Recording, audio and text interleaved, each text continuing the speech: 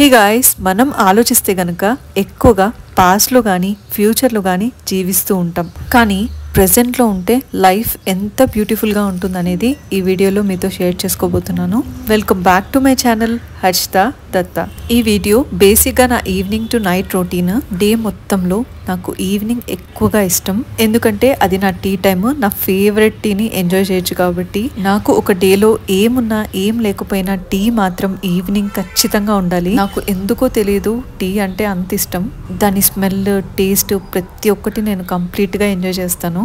లైఫ్లో ఇవి little pleasures కదా. నిజంగా షన్నం గారికి చాలా థ్యాంక్స్ చెప్పాలి. ఆయన ఎవరు అనుకుంటున్నారా? టీని డిస్కవర్ చేసింది ఆయనే. మీరు ఎక్కువగా ఏది ఇష్టపడతారు, టీనా లేదా కాఫీయా? నాకు కామెంట్ చేయండి.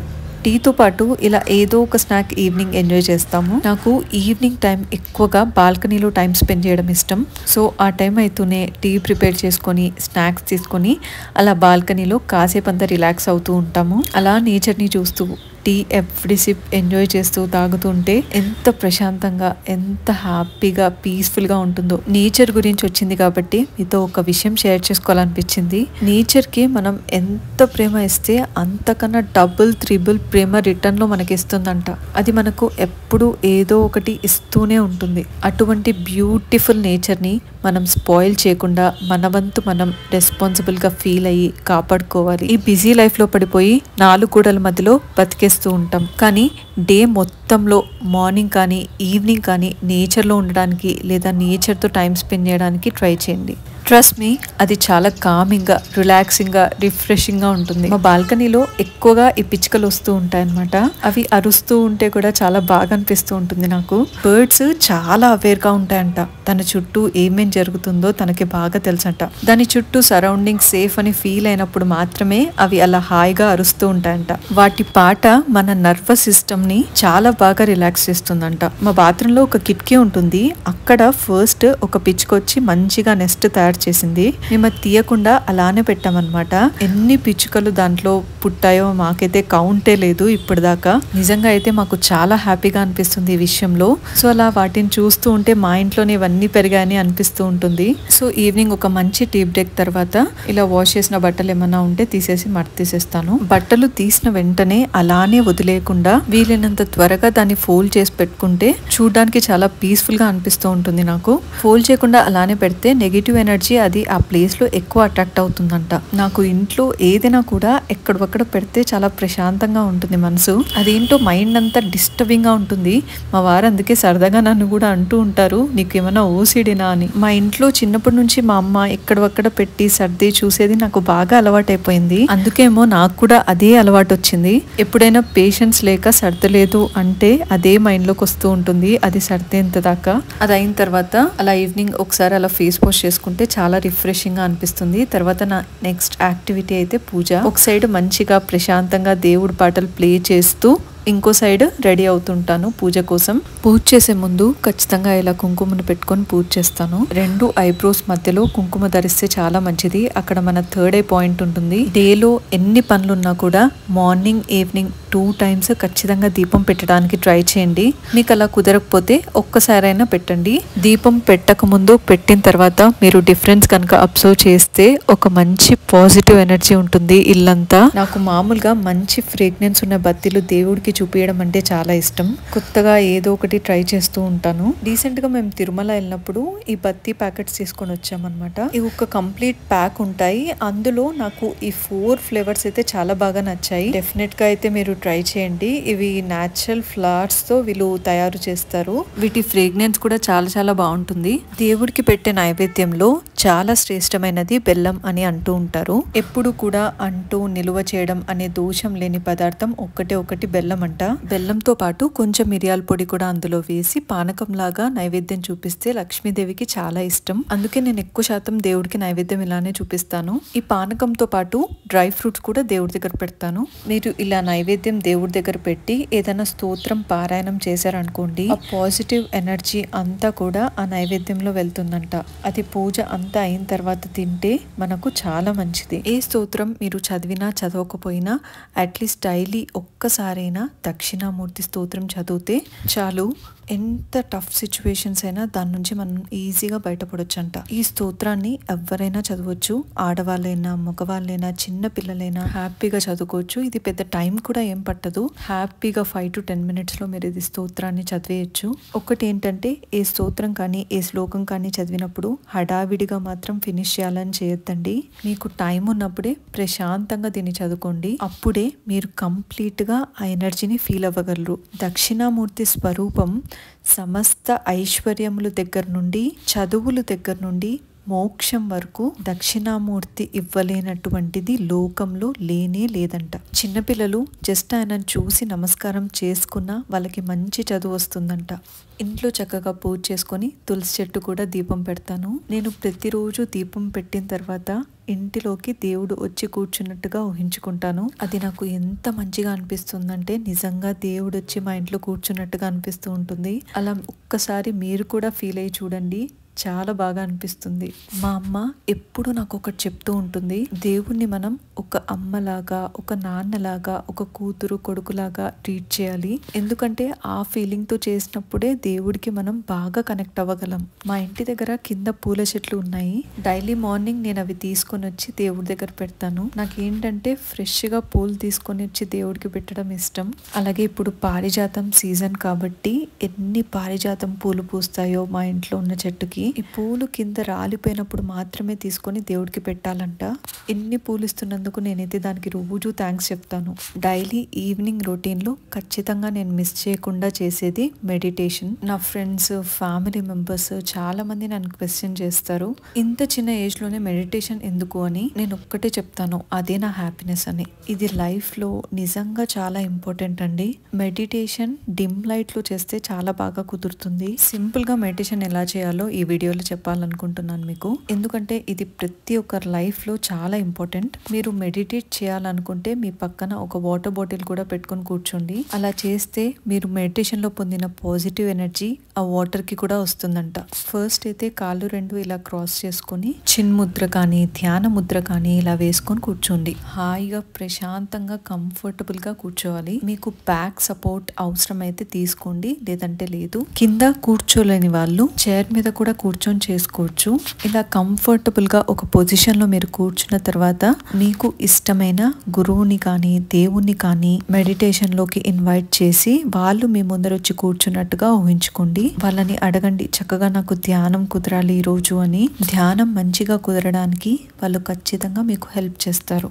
మెడిటేషన్ బాగా కుదరాలంటే మనం ప్రాణాయామం ఫస్ట్ చేయాలి. ఇది చేయడం వల్ల ఏమవుతుందంటే కొంచెం మన మైండ్ లో ఉన్న థాట్స్ కంట్రోల్లో వస్తాయి. సో స్లోగా మనం ఊపిరి పీల్చుకోవాలి. తర్వాత కాసేపు ఆపి మళ్ళీ స్లోగా ఊపిరి వదలాలి. ఇలా కాసేపు చేసిన తర్వాత మీ న్యాచురల్ బ్రెత్ని, సహజమైన శ్వాసని అబ్జర్వ్ చేస్తూ మెడిటేషన్ చేయాలి. కావాలని మీరు పీల్చుకొని వదలడం చేయకూడదు. ప్రాపర్ మెడిటేషన్ అంటే మీ న్యాచురల్ బ్రెత్ని అబ్జర్వ్ చేయడం. స్టార్టింగ్ లో కొంతమందికి న్యాచురల్ బ్రెత్ అబ్జర్వ్ చేయడం అర్థం కాకపోవచ్చు. అప్పుడు మీరు ఏం చేస్తారంటే మీ చేతి వేలుని మీ నోస్ దగ్గర కింద పెట్టుకోండి. అప్పుడు ఏంటంటే మీ ఊపిరి మీకు తెలుస్తుంది. ఇలా కొద్ది రోజులు ప్రాక్టీస్ చేసిన తర్వాత మీకే అర్థమవుతుంది మెల్లగా మీ బ్రెత్ అబ్జర్వ్ చేయడం. నాది ఒక చిన్న రిక్వెస్ట్, ఈ వీడియో చూసే ప్రతి ఒక్కరు కూడా మీ డైలీ రొటీన్ లో మెడిటేషన్ యాడ్ చేసుకొని చూడండి. ఎక్కువ రోజులొద్దు, ఒక 41 days స్టార్టింగ్ లో చేసి చూడండి. మీ లైఫ్ అయితే చాలా చాలా స్మూత్ గా సాగుతుంది, చాలా పీస్ఫుల్ గా ఉంటుంది అండ్ మంచి చేంజెస్ కూడా మీ లైఫ్ లో మీరు చూడొచ్చు. ఎంతసేపు చేయాలి అన్న విషయానికి వస్తే మినిమం అయితే మీ ఏజ్ ఎంతైతే ఉందో అంతసేపు అయినా కూర్చోడానికి ట్రై చేయండి. కొత్తగా స్టార్ట్ చేసే వాళ్ళు ఒక 10 minutes, 15 minutes, 20 minutes అలా పెంచుకుంటూ చేసుకోవచ్చు. నా లైఫ్ అయితే మెడిటేషన్ కి ముందు, మెడిటేషన్ తర్వాత అయితే చాలా చేంజెస్ చూసాను. నాకైతే ఒక్కరోజు మెడిటేషన్ చేయడం మిస్ అయినా ఆ రోజంతా వేస్ట్ అయిందన్న ఫీలింగ్ వస్తుంది. చాలా మంది ఫిజికల్ ఫిట్నెస్ కి ఎక్కువ ఇంపార్టెన్స్ ఇస్తూ ఉంటారు, కానీ దానికన్నా ఎక్కువ ఇంపార్టెంట్ మెంటల్ గా ఫిట్ ఉండడం. మనం డైలీ స్నానం చేసి బాడీ ఎలా క్లీన్ చేసుకుంటామో మన థాట్స్ ని, మన మైండ్ ని క్లియర్ చేసుకోవడం కూడా నిజంగా చాలా ఇంపార్టెంట్. అవి ఒక మెడిటేషన్ ద్వారానే మనం క్లీన్ చేసుకోగలం. తర్వాత చాలా పీస్ఫుల్ గా అనిపిస్తుంది మీరు అబ్జర్వ్ చేస్తే. నేను ఆల్రెడీ ఇంత ఇంతకుముందు వీడియోలో మీతో షేర్ చేశాను అనుకుంటా, నాకు డాన్స్ అంటే చాలా ఇష్టమని. డేలో టైం కుదిరినప్పుడు అలా డాన్స్ చేస్తూ ఉంటా. అది నాకు చాలా హ్యాపీనెస్ ఇస్తుంది. ఇక్కడ డిన్నర్ ప్రిపేర్ చేయడం కోసం దోశ వేస్తున్నా. ఇది మా రాయలసీమ స్పెషల్ దోశ, అది కూడా మీకు ఈ వీడియోలో చూపిస్తాను. మనం ఫుడ్ ప్రిపేర్ చేసేటప్పుడు మంచి పాజిటివ్ థాట్స్ తో, పాజిటివ్ ఎనర్జీతో చేస్తే అది తిన్న వాళ్ళకి కూడా చాలా మంచిది. నేను అది చాలా నమ్ముతాను. నేను నైట్ డిన్నర్ ప్రిపేర్ చేసే టైంలోనే ఆన్లైన్ లో నాకు క్లాస్ కూడా ఉంటుంది. స్పిరిచువాలిటీకి సంబంధించి ఒక టాపిక్ చెప్తారు రోజు, అది వింటూ కుక్ చేస్తా. అప్పుడు ఆ పాజిటివ్ థాట్స్ తో కుక్ చేస్తాం కాబట్టి ఆ ఫుడ్ లో మంచి ఎనర్జీ ఉంటుంది. మనం ఫుడ్ తినే ముందు ఖచ్చితంగా ఒకసారి గ్రాటిట్యూడ్ చెప్పండి, ఎందుకంటే అది మన ఆకలిని తీరుస్తుంది. మనకి రోజు ఉన్నది ఇంకొకరికి ఉండదు. ఎంతో మంది మంచి ప్రాపర్ ఫుడ్ లేని వాళ్ళు కూడా ఉంటారు. కాబట్టి మనకు అది ఉందంటే దానికి ఖచ్చితంగా గ్రాటిట్యూడ్ కన్వే చేయాలి. చాలా మందికి తినేటప్పుడు ఖచ్చితంగా టీవీ గానీ మొబైల్ గానీ పక్కన ఉండాలి, కానీ అదొక మంచి అలవాటైతే కాదు. మీరు తినే ఫుడ్ ని, దాని టేస్ట్, దాని స్మెల్ అన్ని ఎంజాయ్ చేస్తూ తింటే అప్పుడు మన డైజెస్ట్ కూడా బాగా అవుతుందంట. అది నన్ను నా సబ్స్క్రైబర్ ఇలా ఒకరు అడిగారు, అమ్మ నేను పూజ చేసేటప్పుడు నా మైండ్ మొత్తం చాలా నెగిటివ్ గా ఉంటుంది, ఎందుకో తెలీదు, ప్లీజ్ నాకు ఒక సొల్యూషన్ చెప్పండి అని. నార్మల్ గా ఇది ఎందుకు జరుగుతుందంటే మన డే మొత్తంలో ఏమి చూస్తామో, ఏమి తింటామో, ఏం వింటామో అదే మన మైండ్ లో రిపీట్ అవుతూ ఉంటుంది. మనం ఏమన్నా నెగిటివ్ గా చూసినా, విన్నా అవే మన మైండ్ లోకి వస్తూ ఉంటాయి. అవి క్లియర్ చేసుకోవడం కోసం ఎక్కువగా మనం పాజిటివిటీని చూడాలి, వినాలి, మాట్లాడాలి. ఇప్పుడు సపోజ్ మీరు ఒక మూవీ చూస్తారు, అందులో ఎక్కువగా horror scenes, fighting scenes, negativity scenes ఉన్నాయనుకోండి, అది మీరు చూస్తూ తింటే అదే మీ మైండ్ లో ఫిక్స్ అయిపోతుంది అనమాట. సో బెటర్ అలాంటివన్నీ అవాయిడ్ చేసి తినేటప్పుడు మాత్రం ప్రశాంతంగా తినండి. అలా చేస్తూ మీరు మెడిటేషన్ చేయడం అలవాటు చేశారనుకోండి, మీకు చాలా పీస్ఫుల్ గా ఉంటుంది. మన మైండ్ ని మన కంట్రోల్లో ఉంచుకోవడం చాలా ఇంపార్టెంట్. మన మైండ్ మనం ఏం చెప్తే అదే వినేలాగా అలవాటు చేసుకోండి. దేవుడికి నైవేద్యంగా చూపించిన డ్రై ఫ్రూట్స్ రాత్రి ఇలా నానబెట్టుకొని పొద్దున ఎంటీ స్టమక్ తో తింటామన్నమాట. దీంతో పాటు ఒక స్పూన్ మెంతులు కూడా నేను డైలీ రాత్రి నానబెట్టుకుంటాను. అలా నానబెట్టుకొని తినే మెంతులు మన ఆరోగ్యానికి చాలా మంచిది. ఎన్నో బెనిఫిట్స్ కూడా ఉన్నాయి దాని నుంచి. డయాబెటీస్ ఉన్న వాళ్ళకి ఇది చాలా బాగా వర్క్ అవుతుంది. ఇంకా బాడీ కూల్ కూడా చేస్తుంది. అది నాకు ఎప్పుడు నా కిచెన్ క్లీన్ గా కనిపించాలి. డేలో ప్రతి మీల్ ప్రిపరేషన్ తర్వాత కూడా నేను క్లీన్ చేస్తూ ఉంటా కౌంటర్ టాప్ ని. నైట్ అలా మొత్తం క్లీన్ చేసి పెట్టుకుంటే పొద్దున హడావిడి లేకుండా మంచిగా ప్రశాంతంగా చేసుకోవచ్చు. స్టవ్, నాబ్స్, చిమ్నీ రోజుకి రోజు నేను క్లీన్ చేసేసుకుంటా. నైట్ ఏమైనా మిగిలిపోయిన అన్నం ఉంటే నాకు అస్సలు వేస్ట్ చేయబుద్ధి కాదు, డస్ట్బిన్ లో పడే బుద్ధి కాదండి. కింద తీసుకెళ్లి పెడితే కుక్కలు వచ్చి హ్యాపీగా తినేస్తాయి. వీలైనంత వరకు ఫుడ్ అయితే అస్సలు వేస్ట్ చేయబుద్ధి కాదు నాకైతే. అందరి ఏరియాస్ లో ఇలా ఫుడ్ పెట్టడం అలౌ చేయకపోవచ్చు, ఒకవేళ ఆప్షన్ ఉంటే మాత్రం పెట్టడానికి ట్రై చేయండి. సో మొత్తం కిచెన్ అంతా ఇలా నీట్ గా క్లీన్ చేసేసుకున్న తర్వాత డేలో నాకు 2 times బ్రష్ చేసుకోవడం అలవాటు, మార్నింగ్ ఇంకా నైట్. మామూలుగా టీవీలో యాడ్స్ చూపిస్తున్నప్పుడు మనకి పేస్ట్ బ్రష్ అంతా వేసి చూపిస్తారు, కానీ ఇది ఇంతే సరిపోతుంది. మార్నింగ్ బ్రష్ చేయడం కన్నా నైట్ బ్రష్ చేయడం ఇంకా ఇంపార్టెంట్. ఎందుకంటే ఫుడ్ పార్టికల్స్ నోట్ లో ఇరుక్కుంటే బ్రష్ చేయకుండా అలానే వదిలేసాం అనుకోండి, అది క్యావిటీస్ లాగా మళ్ళీ ఫామ్ అవుతాయి. ఇంకోసారి నైట్ కూడా ఫేస్ చల్ల నీటితో క్లీన్ చేసేసుకుంటా. అండ్ ఈ నైట్ క్రీమ్ రోజు అప్లై చేసుకొని పడుకుంటా. ఇది ఆయుర్వేదిక్ నైట్ క్రీమ్ అండి. ఇంతకు ముందు నేను ఒక షార్ట్ లో కూడా మీకు షేర్ చేశా. ఆయుర్ మంత్ర నుంచి డాక్టర్ రవివర్మ గారి ప్రోడక్ట్. ఇది మీ కళ్ళ కింద ఉన్న డార్క్ సర్కిల్స్ ని, స్కిన్ పైన ఏదైనా బ్లాక్ స్పాట్స్ ఉన్నా వాటిని కూడా క్లియర్ చేస్తుంది. వాళ్ళ వేరే బ్రాంచెస్ లో అయితే అవైలబుల్ గా ఉండొచ్చు, కానీ హైదరాబాద్ లో ప్రస్తుతానికి క్యాంప్స్ ఎక్కువగా వేయట్లేదు. అండ్ ఇది నా night natural home made lip balm, beetroot తో చేసింది. లిప్స్ చాలా హైడ్రేటింగ్ గా ఉంటాయి. అండ్ ఫ్యూచర్ లో మీతో ఈ రెసిపీ కూడా షేర్ చేస్తాను. ఇంకొకటి ఖచ్చితంగా నైట్ నేను చేసేది ఏంటంటే ఆముదం ని నావెల్ దగ్గర అప్లై చేసుకోవడం. ఇది మన డైజెషన్ ని ఇంప్రూవ్ చేస్తుంది. మన మైండ్ చాలా బాగా రిలాక్స్ అవుతుంది. పీరియడ్ పెయిన్ ఉన్నప్పుడు ఇది ఇంకా చాలా బాగా వర్కౌట్ అవుతుంది. డైలీ ఒక 8 pages అయినా బుక్ చదవడం అలవాటు చేసుకుంటే మన మెంటల్ హెల్త్ చాలా బాగా ఇంప్రూవ్ అవుతుంది. ఇంకా మంచి నాలెడ్జ్ కూడా మనం గెయిన్ చేయొచ్చు. నేను చదివే బుక్ అయితే ఇప్పుడు ప్రస్తుతానికి the power of now, Eckhart Tolle గారిది. ఇది తప్పకుండా అందరూ లైఫ్ లో ఒక్కసారైనా చదవాల్సిన బుక్. ప్రెసెంట్ లో ఉండడం ఎంత ఇంపార్టెంట్ అని చాలా బాగా చెప్పారు ఈ బుక్ లో. పడుకునే ముందు కొన్ని ఎక్సర్సైజ్ కూడా చేసేసి పడుకుంటాను.